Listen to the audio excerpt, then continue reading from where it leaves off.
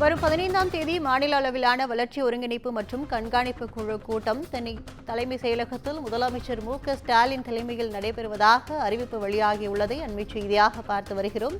கூடுதல் விவரங்களை தலைமை செய்தியாளர் சிவா வழங்க கேட்கலாம். வணக்கம் சிவா, இந்த அறிவிப்பு குறித்த கூடுதல் விவரங்கள் என்ன? தமிழ்நாடு முதலமைச்சர் மு.க.ஸ்டாலின் தலைமையில வரக்கூடிய 15ஆம் தேதியான சனிக்கிழமை அன்று மாநில அளவிலான வளர்ச்சி மற்றும் ஒருங்கிணைப்பு கண்காணிப்பு குழு கூட்டம் சென்னை தலைமைச் செயலகத்தில் நடைபெற இருக்கிறது.